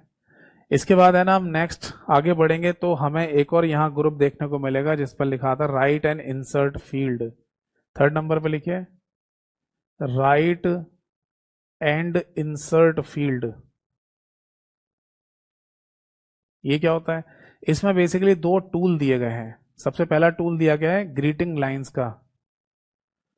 ग्रीटिंग लाइंस, ग्रीटिंग लाइंस को भी आप एक तरीके से प्रशंसा करने वाली लाइनें कह सकते हैं। जैसे अगर मैं किसी को है ना, किसी की तारीफ करना चाहता हूँ, तो उन उसकी तारीफ के लिए कुछ ग्रीटिंग लाइन लिख के भेज रहा हूँ, है ना। जैसे तुम जियो हजारों साल, साल के दिनों 50,000। तो ये ग्रीटिंग लाइन होगी ना। तो इस तरीके की लाइंस अगर आप लिखना चाहते हैं तो लिख सकते हैं, या आपको पहले से भी कुछ लिखी हुई मिल जाएंगी। जो पहले से लिखी हुई लाइनें या पहले से लिखी हुई चीजें आपको मिलती हैं, उन्हें टेम्पलेट्स के नाम से बोला जाता है। तो ध्यान रखना कि आपको कुछ टेम्पलेट्स यानी ग्रीटिंग लाइन पहले से भी मिल जाएंगी, और कुछ आप अपनी मर्जी से भी लिख सकते हैं। समझ में आ गई सभी को बात? क्लियर है? आगे देखो, जैसे समझ लो कि आप है ना किसी को लेटर लिखकर भेजना चाहते हैं, तो लेटर तो आप यहाँ से लिख लेंगे, और फिर उसमें कोई ग्रीटिंग लाइन आपको डालनी है तो वहां से ले सकते हो। ऐसी है ना, यहाँ पर एक और टूल आपको मिलता है, दैट इज एड्रेस बुक बनाने का। Address book. तो अगर आप कोई एड्रेस बुक टाइप की बनाना चाहें, किसी व्यक्ति का पूरा एड्रेस लिखना चाहें, तो एक एड्रेस बुक भी तैयार कर सकते हैं यहाँ से। जैसे आप किसी व्यक्ति का नाम, उसका एड्रेस, उसका कॉन्टेक्ट नंबर, उसकी ईमेल आईडी, उसका घर का एड्रेस, ये सब कुछ लिखना चाहते हैं, है ना, उसका रेजिडेंट एड्रेस, उसका ऑफिस एड्रेस, इस तरीके का पूरा एक रिकॉर्ड बनाना चाहते हैं, तो आप एड्रेस बुक नाम के टूल के थ्रू ये कर सकते हैं। ठीक। और लास्ट में ना चौथे नंबर पर एक टूल आपको मिलता है यहाँ पर, या ग्रुप कह दीजिए पहले, जिसका नाम है प्रीव्यू रिजल्ट। इस पर लिखा था प्रीव्यू रिजल्ट। क्या मीनिंग है कि आप इनमें से कुछ भी बनाओ, जैसे एनवलप बनाओ, लेबल बनाओ, लेटर लिखो, जो भी आपको लिखना है, वो सब लिखने के बाद आप ये चेक करना चाहते हैं कि वो ठीक लिखा है या नहीं। क्योंकि आप लिखने के बाद सीधे ही किसी को भेज दें और पता चले गलत सेंड हो गया, सही से नहीं लिख के दिया, तो ये भी तो दिक्कत है ना। तो आप उसे पहले प्रीव्यू कर लो। ये उसी तरीके से जैसे प्रिंट कागज पर निकालने से पहले आप प्रिंट प्रीव्यू करके देखते हैं मॉनिटर स्क्रीन पर कि प्रिंट कैसा निकलेगा। याद है ना, शुरुआत में बताया था मैंने आपको, होम फाइल के अंदर प्रिंट प्रीव्यू। तो उसी तरीके से ये प्रीव्यू रिजल्ट कहलाता है। यानी कि कुछ भी बनाओ आप, तो बनाकर चेक करना, ठीक है, ये ठीक बना है या नहीं। तो इसी को प्रीव्यू रिजल्ट के नाम से बोल दिया जाता है। समझ में आ गया सभी को? नोट कर लीजिए, कोई डाउट है तो पूछिए। तो जब तक आप नोट कर रहे हैं तब तक मैं रिवीजन करा दूं आप सभी लोगों को। तो यहाँ ओवरऑल कहानी हमें जो समझ में आई वो ये थी कि अगर है ना हमें कुछ कंटेंट लिखना है और उसे फिर अगर किसी को ईमेल करना है, इलेक्ट्रॉनिक मेल करना है, तब उस कंडीशन में मेलिंग वाले इस टैब की हमें आवश्यकता पड़ेगी। और इसके अंदर कई सारे ग्रुप और उनके अंदर कमांड्स दी हुई हैं जिनका इस्तेमाल करके हम कंटेंट लिखकर भेज सकते हैं। जैसे लेटर लिखना है, लेटर भेज सकते हैं, ईमेल मैसेज है, डायरेक्टरी लिखकर भेज सकते हैं, है ना, एनवलप बनाकर भेज सकते हैं। ये सारी चीज़ें आप बना लो, लिख लो, उसके बाद भेज दो। ठीक है, समझ में आ गया सभी को? चलो अब आगे की तरफ बढ़ेंगे तो हमारा एक और अगला टैब आता है जिसे हम बोलते हैं दैट इज रिव्यू। और रिव्यू है ना इम्पॉर्टेंट है, ये बात ध्यान रखिएगा। इसमें काफ़ी सारे पॉइंट्स हैं, वो इम्पॉर्टेंट है, अक्सर एग्जाम्स में पूछे जाते हैं। देखो सबसे पहले है ना, रिव्यू में हम जाएंगे और क्लिक करेंगे इसको, तो हमें एक ग्रुप देखने को मिलेगा जिस पर लिखा आता है that is proofing, PROOFING, proofing. Hindi में भी अगर कहा जाए तो यही नाम दिया जाएगा, दैट इज प्रूफिंग।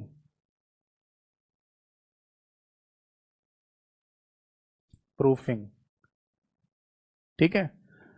अब इसका बेसिकली मतलब क्या होता है? देखो ये शब्द है ना, प्रूफिंग, आपको रियल लाइफ में किसी किताब के केस में भी देखने को मिलेगा। किताब के केस में कैसे समझाता हूँ। सपोज दैट मैं ही कोई अपनी बुक या किताब लिखने जा रहा हूँ, ठीक है। तो अब मैं ये काम दो तरीके से कर सकता हूँ। या तो है ना मैं डायरेक्टली कंप्यूटर पे लिखूँ, है ना, किसी किताब का कंटेंट, या मैं किसी टाइपराइटर पर लिखूँ, या फिर मैं अपने हाथों से कागज पर लिख दूँ अपनी हैंडराइटिंग में। इन सबको लिखने के बाद अगर मैंने अपनी हैंडराइटिंग में लिखा है तो फिर कोई व्यक्ति इसे है ना कंप्यूटर पर टाइप करके दिखाएगा या टाइपराइटर से टाइप करके दिखाएगा, है ना। क्योंकि किताब किताब कोई हाथ से हैंड राइटिंग वाली किताब थोड़ी होती है, प्रिंटेड फॉर्म में होती है किताबें, तो उसे कंप्यूटर के थ्रू तो लिखना ही पड़ेगा।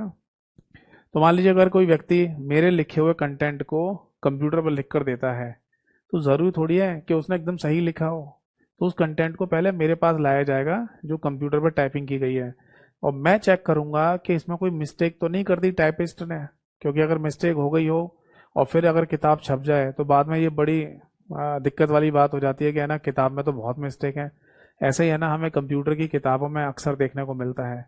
जितने भी लोकल राइटर के पब्लिकेशन है, किसी भी लोकल राइटर के पब्लिकेशन को उठा लीजिए, 100% एरर फ्री तो कोई किताब नहीं है, कंप्यूटर की तो कोई किताब नहीं है। इसीलिए मैं कभी किताब रिकमेंड नहीं करता कि आप ये वाली किताब या बुक पढ़ो जिससे आपका फायदा होगा।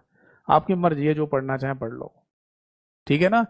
तो अगर कंप्यूटर से कंटेंट लिख दिया गया है और मेरे पास लाया गया कि आप चेक करो सर गलती तो नहीं है, तो इसी को बोलते हैं बेसिकली प्रूफिंग। इसी को प्रूफिंग के नाम से बोल दिया जाता है, यानी कि एरर मिस्टेक्स को फाइंड आउट करना। अगर मैं डायरेक्टली कंप्यूटर पर लिख रहा हूँ फिर तो कोई बात नहीं है, फिर तो मैं भी खुद ध्यान रखूंगा कि कहीं मिस्टेक ना हो जाए। फिर भी चलो मैं ही डायरेक्टली कंप्यूटर पे लिखूंगा तो भी बाद में चेक करूंगा शुरू से लेकर एंड तक के कोई दिक्कत तो मतलब कोई एरर तो नहीं आ गई है। और जब फाइनल मैं कंफर्म हो जाऊंगा कि किसी भी शब्द में, किसी भी कोई भी सेंटेंस में कोई एरर नहीं है, तब फाइनली ये कंटेंट छपने के लिए जाता है, पब्लिश होने के लिए जाता है, ठीक है। तो ऐसे ही है ना यहाँ पर भी प्रूफिंग शब्द का इस्तेमाल किया जाता है, बट किस लिए, देखो जब आप एमएस वर्ड की फाइल में टाइप करेंगे तो आप इंसान है और इंसानों से गलतियां तो होंगी लिखते समय। तो सपोज दैट कि आपने ना लिखना था एप्पल और आप गलती से एप्पला शब्द लिख गए, APPLA, तो ऑटोमेटिकली है ना आपके इस शब्द के नीचे एक रेड कलर की लाल रंग की वेव लाइन आना शुरू हो जाएगी, ठीक है जी। और इस लाल रंग की वेव लाइन जो दिखाई जाती है उसको एमएस वर्ड में स्पेलिंग मिस्टेक के नाम से बोल दिया जाता है। तो ये ध्यान रखना, स्पेलिंग मिस्टेक के केस में रेड कलर यानी कि लाल रंग की वेव लाइन को हिंदी में कहते हैं तरंग, एक तरंग जैसी दिखाई देगी, इसी तरीके से कलर होगा इसका रेड कलर का, लाल रंग का। तो जिन शब्दों के नीचे है ना ये रेड कलर की वेव लाइन आ जाए, समझ जाना कि उसमें स्पेलिंग की मिस्टेक है। स्पेलिंग की मिस्टेक को चेक करने के लिए आप चाहें तो इस स्पेलिंग मिस्टेक नाम के टूल पर क्लिक कर सकते हैं, या फिर एक शॉर्टकट की भी होती है दैट इज फंक्शन की F7, इसको भी दबाकर आप स्पेलिंग की मिस्टेक को चेक कर सकते हैं, ठीक। इसके अलावा है ना अब आती है ग्रामेटिकल मिस्टेक। जरूरी थोड़ी है कि आप है ना स्पेलिंग मिस्टेक कर रहे हो ग्रामर की मिस्टेक ना करें, तो ग्रामर की भी मिस्टेक आप कर सकते हैं। मान लो इंग्लिश ग्रामर का आप नियमों का ध्यान ही नहीं रख रहे, जैसा आ रहा है मन कर रहा है वैसा लिख रहे हो, तो ग्रामेटिकल मिस्टेक आएगी। सपोज दैट कि आपको लिखना था this is a boy, this is a boy, और आपने गलती से यहां पर लिख दिया दिस आर ए बॉय, ठीक है। तो यहां पर आर नहीं आ सकता ना, ये ग्रामेटिकल मिस्टेक हो जाएगी। तो यहां पर नीचे ग्रीन कलर की वेव लाइन आ जाती है, पूरे सेंटेंस में ज्यादातर पार्ट में वो ग्रीन कलर की वेव लाइन आ जाएगी, ठीक है। ग्रीन कलर वेव लाइन, इससे क्या पता चल जाएगा, इससे पता चल जाएगा कि आपने इस सेंटेंस के अंदर ग्रामेटिकल की मिस्टेक या ग्रामर की मिस्टेक की हुई है। बताओ बात समझ में आ गई या नहीं। तो अभी तक तो ऐसा ही होता था, अभी तक तो ऐसा ही होता था कि स्पेलिंग मिस्टेक के लिए रेड कलर वेव लाइन और ग्रामेटिकल मिस्टेक के लिए ग्रीन कलर वेव लाइन आती थी। बट जैसे कि ये नए वर्जन आ गए ना माइक्रोसॉफ्ट 365 जैसे, इसमें ये चीज को खत्म कर दिया है, ये वाली चीज अब ये चीज हटा दी है। क्या कर दिया है समझाता हूं। अगर आपके किसी सेंटेंस में ग्रामेटिकल मिस्टेक आ गई है, या फिर एक शब्द यहां पर और भी इस्तेमाल करते हैं जिसे कंसिस्टेंसी चेक कहा जाता है, कंसिस्टेंसी चेक, इसका कोई भी हिंदी नाम नहीं होता, बट मतलब क्या है ये समझा देता हूं। कंसिस्टेंसी चेक का मतलब ये होता है बेटा, जैसे सपोज दैट आप है ना एमएस वर्ड की फाइल में लिख रहे हैं एंटी वायरस और आपने लिखा एंटी वायरस, इस तरीके से लिख दिया। तो एंटी वायरस जो शब्द लिखा जाता है सही से, उसमें एंटी और वायरस शब्द के बीच में एक डैश लगा होता है ऐसे करके, ये करेक्ट है, ये सही नहीं है। तो इस तरीके की है ना मिस्टेक्स भी आपको एमएस वर्ड बता देगा कि ये आपने सही तरीका नहीं लिखा। स्पेलिंग की कोई मिस्टेक नहीं है, स्पेलिंग तो सारी सही लिखी है आपने एंटीवायरस की, बट एंटी और वायरस के बीच में एक डैश लगाना चाहिए आपको। तो इसे कहते हैं बेसिकली कंसिस्टेंसी चेक। समझ में आ रहे हैं? जैसे मान लो अगर आपने लिखा हुर्रा, हुर्रे लिख दिया हुर्रे, तो ऐसे है ना जो क्या बोलते हैं इनको इंग्लिश में, एक्सक्लेमेटरी बोलते हैं ना, मतलब जहां बहुत ज्यादा खुशी का अभाव आ रहा हो, है ना, बहुत हैप्पीनेस आ जाए, तो ऐसे शब्दों के बाद है ना एक्सक्लेमेटरी मार्क लगाना पड़ता है ना। जैसे हुर्रे लिख दिया, हुर्रे के बाद ये लगाना ही पड़ेगा आपको। अब आप हुर्रे लिखने के बाद ये एक्सक्लेमेटरी मार्क ना लगाएं तो यहां पर भी ये मिस्टेक दिखा देगा। इसी को बोलते हैं कंसिस्टेंसी चेक। ठीक है, तो अब क्या कर दिया है कि ग्रामेटिकल मिस्टेक और कंसिस्टेंसी चेक के लिए दो अंडरलाइन आ जाती हैं इस तरीके से।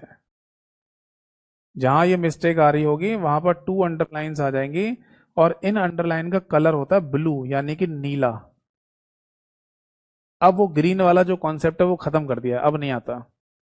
यानी अगर किसी सेंटेंस के नीचे अगर किसी सेंटेंस में ग्रामेटिकल मिस्टेक है तो उसके नीचे अब ग्रीन कलर की जो वेव लाइन आती थी वो नहीं आती है। पहले तो इसे नोट कर लो। अब दूसरी बात ये आती है बेटा कि सपोज दैट कि अगर कभी किसी एग्जाम में ये पूछ लिया जाए कि ग्रामेटिकल मिस्टेक के लिए बताओ इनमें से कौन सा इंडिकेटर होता है, यानी कि किसके थ्रू ये पहचाना जा सकता है कि ग्रामेटिकल मिस्टेक है, तो ऐसा हो सकता है कि पुराने वर्जन वाला पूछ रहा हो, तो उस ग्रीन कलर की वेव लाइन को भी याद रखना है। या फिर ये लिखा हुआ आ जाएगा डबल, या ऐसा लिखा आ जाएगा ब्लू कलर डबल अंडरलाइन, यानी नीले रंग की दो अंडरलाइन। तो दोनों ही ऑप्शन हो सकते हैं, और दोनों एक साथ कभी नहीं आएंगे, इस बात की गारंटी है। यानी ग्रीन कलर वेव लाइन लिख कर दे दिया जाए एक ऑप्शन में, और एक ऑप्शन पे ब्लू कलर डबल अंडरलाइन लिख कर दे दिया जाए, ऐसा कभी भी नहीं हो सकता। बताओ जी, बात समझ में आ गई या नहीं?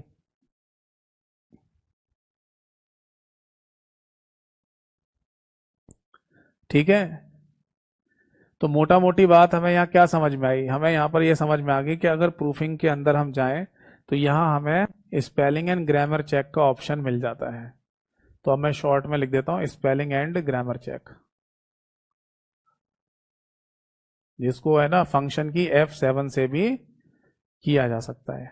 ठीक है, देखा जा सकता है ना। यहाँ पर आपको एडिटर नाम का भी टूल मिल जाता है। आपको याद है ये एडिटर नाम का जो टूल है, ये मैंने आपको यहाँ पर लिखवाया था होम वाले टैब के अंदर सबसे आखिरी में, तो यहाँ पर भी दे रखा है।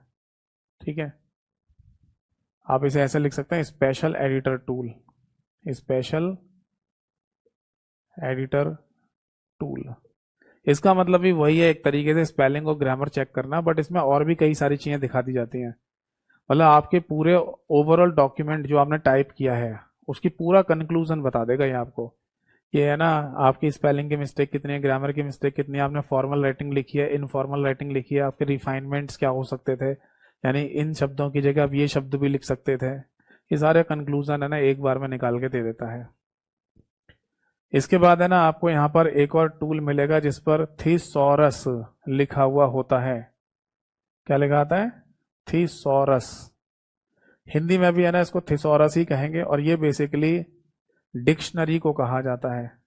ये क्या है? एक डिक्शनरी। हिंदी में इसे कहा जाएगा शब्दकोश। क्या मतलब, मैं समझाता हूं। देखो, जब आप है ना किसी शब्द को गलत लिखते हैं ना, मान लो आपको एप्पल शब्द लिखना है और आपने गलती से एप्पला लिख दिया, और इसके नीचे है ना रेड कलर की वेव लाइन आ जाए, तो फिर आपके दिमाग में आना चाहिए ना कि ये मिस्टेक पकड़ी कैसे इसने। एमएस वर्ड ये कैसे पता लगा लेता है कि ये शब्द गलत लिखा हुआ है? इसका मतलब कहीं ना कहीं से तो मैच हो रही होगी ना बात। तो ये एप्पल नाम का शब्द कहीं ना कहीं लिखा होगा। तो जब इस शब्द को यहां मैच कराया गया तो APPLE तो लिखा है, APPLA कुछ नहीं होता, इसलिए ये बोल रहा है कि ये स्पेलिंग की मिस्टेक है। क्यों? क्योंकि यही वाला शब्द यहां पर मौजूद नहीं है, केवल एप्पल तो लिखा हुआ है, एप्पला शब्द यहां पर नहीं है। और ये डब्बा क्या है? यही है थेसॉरस, यानी कि एमएस वर्ड की डिक्शनरी। इसके अंदर ही है ना सारे के सारे शब्द लिखे हुए हैं।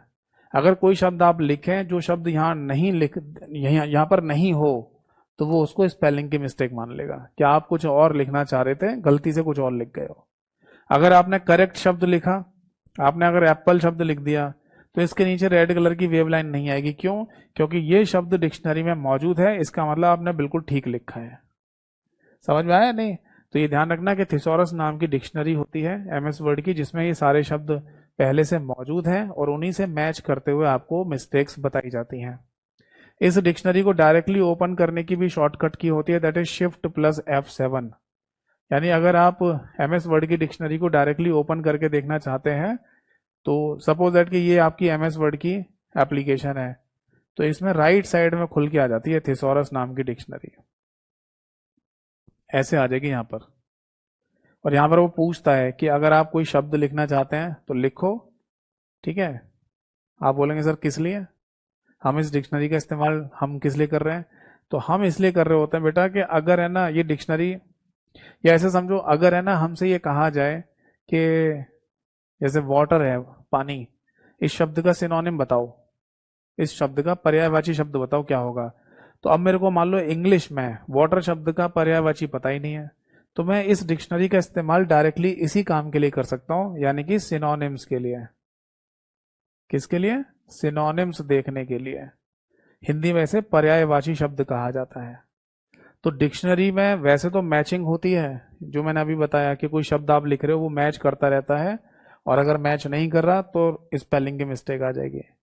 अदरवाइज इस डिक्शनरी का इस्तेमाल डायरेक्टली आप सिनोनिम्स को यानी कि पर्यायवाची शब्दों को देखने के लिए भी कर सकते हैं। तो ये पॉइंट आप यहाँ पर लिख लीजिए कि थिसॉरस डिक्शनरी का उपयोग डायरेक्टली आप किस लिए कर सकते हैं? सिनोनिम्स, पर्यायवाची शब्दों को देखने के लिए। ठीक है बेटा। बट अभी कुछ समय पहले दिल्ली पुलिस का एक पेपर हुआ था जहां पर एक क्वेश्चन पूछा गया कि एमएस वर्ड में, दिल्ली पुलिस में 10 नंबर का कंप्यूटर आता है जिसमें वर्ड और एक्सेल दो चीजें पूछते हैं, पावर पॉइंट नहीं आता उसमें। तो उसमें ये क्वेश्चन पूछा था कि बताइए एमएस वर्ड में अगर आप किसी भी शब्द का, नहीं ऐसे पूछा था कि एमएस वर्ड में अगर आप थिसॉरस डिक्शनरी का इस्तेमाल करते हैं तो किस लिए किया जाता है, किस लिए करते हैं? तो एक ऑप्शन पर लिखा था सिनोनिम्स एंड एंटोनिम्स देखने के लिए। एंटोनिम्स, एंटोनिम्स को क्या बोलते हैं? विलोम शब्द।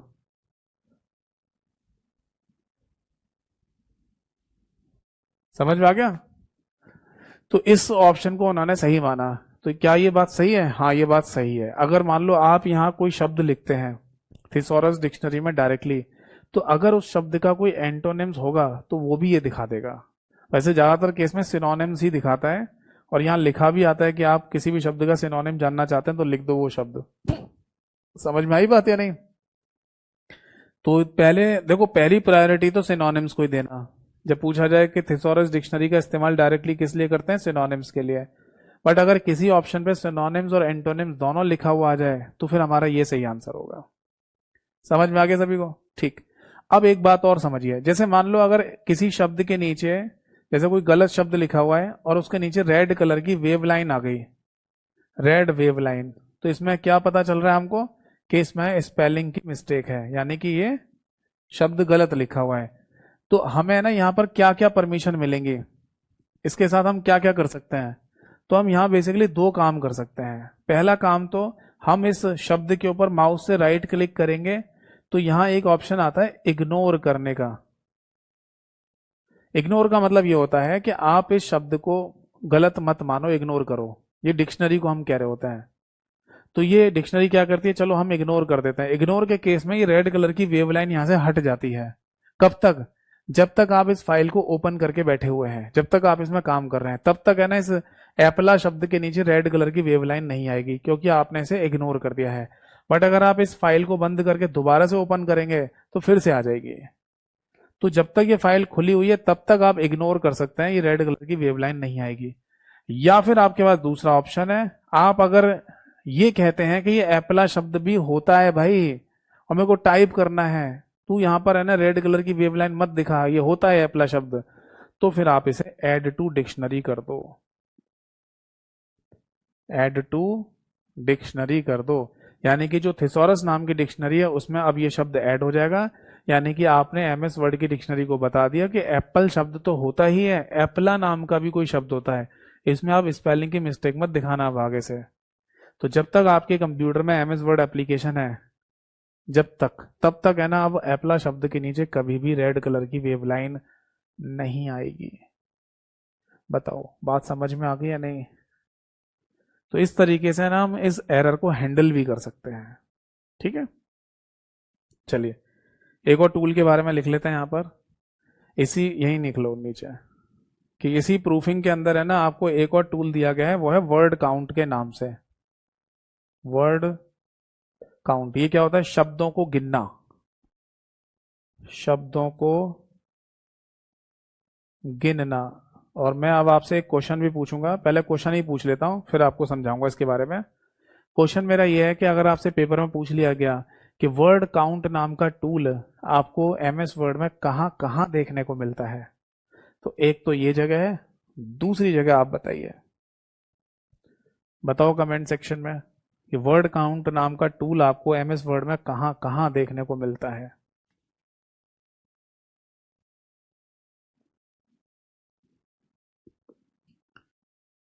चलो पहले मैं इसको समझा देता हूँ। वर्ड काउंट का सिंपल सा मीनिंग ये होता है कि जस्ट सपोज दैट कि आपको ये कहा जाए कि एमएस वर्ड की फाइल में आप है ना 500 शब्दों में कुछ लिख के लाइए, जैसे क्लाइमेट चेंज के बारे में 500 शब्दों में लिख के लाइए। तो आप बार बार शब्दों को थोड़ी गिनोगे, कितने शब्द हो गए, कितने शब्द हो गए, कितने शब्द हो गए। तो आपके है ना पास एक वर्ड काउंट नाम का टूल है, जैसे इस पर क्लिक करेंगे आप तो आपके सामने एक छोटा सा डायलॉग बॉक्स खुलेगा। डायलॉग बॉक्स मतलब वो छोटी सी विंडो जिसको फुल स्क्रीन ना किया जा सके, उसे डायलॉग बॉक्स बोलते हैं। तो वहां पर अपने आप एक काउंट करके बता देता है कि कितने शब्द आपने अभी तक लिखे हैं। ठीक है, इसे बोलते हैं वर्ड काउंट। अब मेरा क्वेश्चन था कि वर्ड काउंट नाम का टूल आपको और कहाँ कहाँ मिलता है।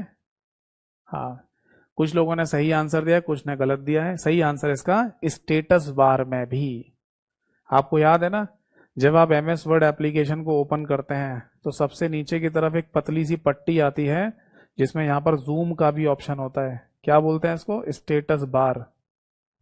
और इस स्टेटस बार में यहाँ स्टार्टिंग में एक तो नंबर ऑफ पेजेस और वर्ड काउंट नाम का टूल दे रखा होता है। इसके नीचे होता है टास्क बार। तो एमएस वर्ड एप्लीकेशन आप ओपन करो या मत करो, टास्क बार तो अपने आप ही दिखाई देता है पहले से ही। ठीक है, तो टास्क बार हमारा आंसर नहीं होना चाहिए, आंसर होगा स्टेटस बार। स्टेटस बार में भी आपको वर्ड काउंट दिखाई देता है। ठीक है, चलो तो फिर एक काम करते हैं, आज की क्लास और आज की सभा को यहीं समाप्त करते हैं, क्योंकि हमारे पास जितना समय बचा हुआ है उतने बचे हुए समय में हम रिव्यू को पूरा नहीं कर पाएंगे। इसके बाद तो फिर व्यू और हेल्प भी बचा हुआ है। तो आई होप सो कि अगली नेक्स्ट क्लास में रिव्यू में कुछ पॉइंट और बचे हुए हैं, इसके बाद व्यू बताना है, हेल्प बताना है, ये कंप्लीट हो जाएगा। हाँ, क्योंकि है ना पूरा नहीं हो पाएगा, कम समय बचा हुआ हमारे पास। ठीक है, फिर अगली क्लास में कर लेंगे इसके आगे के पार्ट को। तो आज की क्लास यहीं समाप्त होती है। अब आपका अगर कोई भी डाउट हो तो आप आराम से पूछ लीजिए। Is any doubt? चाहे तो इस टॉपिक से रिलेटेड हो, चाहे इस टॉपिक से हटके हो, कुछ भी पूछना चाहे पूछ सकते हैं।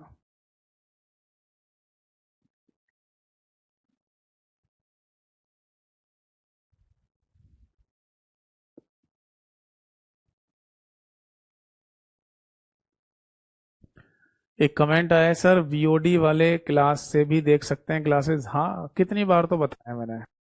अगर आप वीओडी वाले सेक्शन में जाकर जो ये टॉपिक्स हैं इनको अगर देखना चाहें तो वो भी देख सकते हो।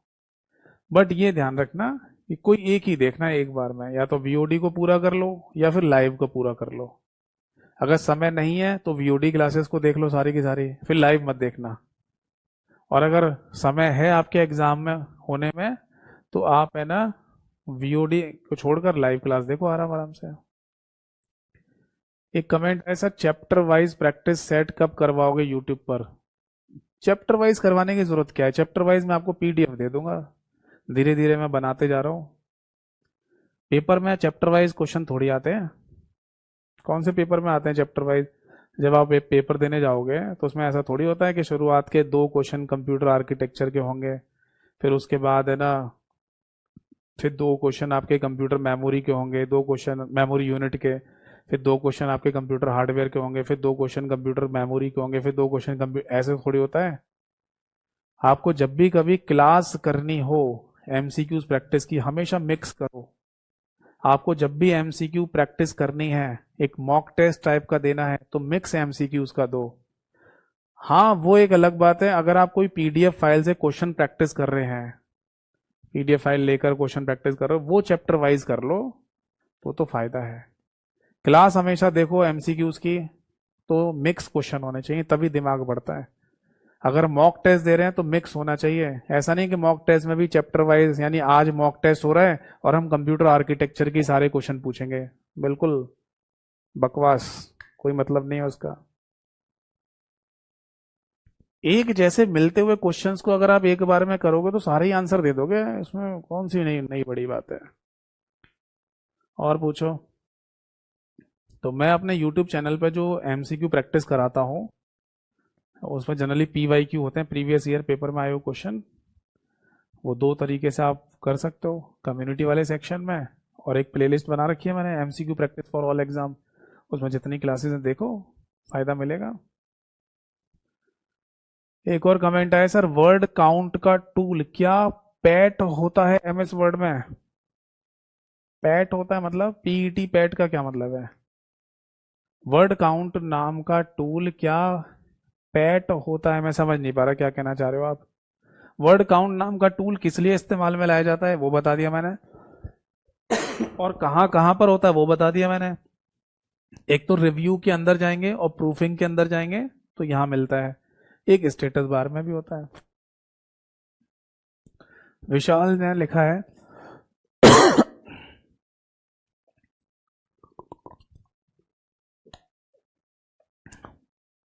सॉरी फॉर दैट, विशाल जी ने लिखा है, गुरुजी आपके पढ़ाने से लगता है कि आप फादर ऑफ कंप्यूटर हो। अरे मेरे भाई, इतनी बड़ी बात मत लिखो। फादर ऑफ कंप्यूटर कौन थे? Charles Babbage.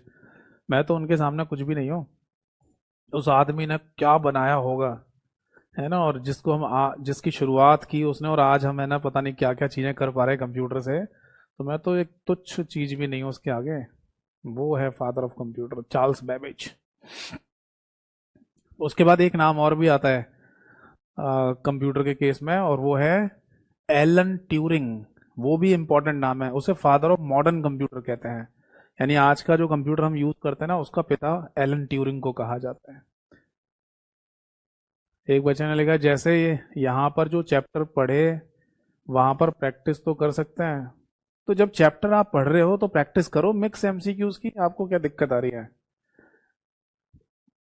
अब देखो, एक छोटी सी बात बता रहा हूँ, मतलब इससे क्या फायदा मिल जाएगा। मैं अगर आपसे है ना 10 क्वेश्चन पूछूं, बताओ बेटा स्पेलिंग और ग्रामर चेक की शॉर्टकट की क्या होती है, आप फट से आंसर दे दोगे F7।